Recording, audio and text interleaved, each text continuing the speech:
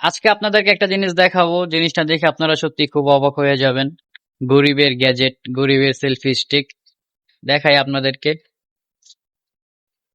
তো এই সেলফি স্টিকটা আমি গতকাল কিনছি, কিনা আসলে বোকা হয়ে গেছি গা। তো এই সেলফি স্টিকটা আসলে যে কাজের জন্য আনছি সেই কাজে হয় নাই।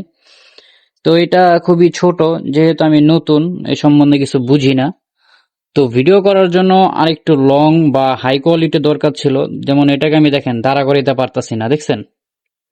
মানে কোনোভাবে দাঁড়া করাইতে পারতাছি না, পইরা জায়গা। যদি এটা একটু ভালো মানের হইতো, বড় হইতো, তাহলে হয়তো দাঁড়া করাইতে পারতাম। তো আমি ভাবছি সেলফি স্টিকের যেহেতু এটা দাঁড়া করানো যায়, হয়তো মোবাইল কন্ট্রোল করতে পারবে, কিন্তু না, মোবাইল কন্ট্রোল করতে পারে না, পড়ে যায়। তো যারা নতুন বা নতুনই, কারণ পুরানারাই ভুল করব না, দেখেন মানে মোবাইলে লোড নিতে পারে না। কত নিচে নামাইছি তারপরেও লোড নিতে পারে না। এখন এত ছোট কইরা তো আর সম্ভব না। দেখেন কত নিচে নামাইছি ফোন, তারপরও এটা ব্যালেন্স রাখতে পারতেছে না। মানে একটা ভিডিও বানাবো, যদি ব্যালেন্সই না রাখতে পারে তাহলে কিভাবে হবে? দেখছেন অনেক কষ্ট করে রাখছে।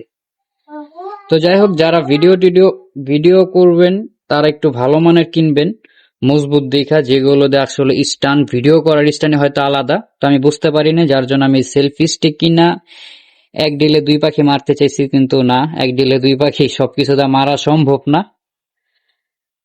তো এটার দাম বেশি নেয় নেই, এটা আমার কাছ থেকে 200 টাকা রাখছে। জানি না ঠকছি না জিতছি, কিন্তু এটা দ্বারা আমার কোনো কাজ হচ্ছে না। এটা হাতে ধরে ভিডিও কল একটু ভালো, অন্যটি আছে ভালো কোয়ালিটির। তো যাই হোক, এটা যেহেতু কিনছি আপাতত এটা কাজে লাগাই, পরে আস্তে আস্তে ভালোটা কিনা যাবে।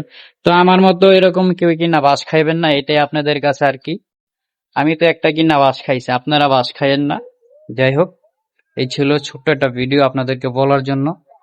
সবাই ভালো থাকবেন।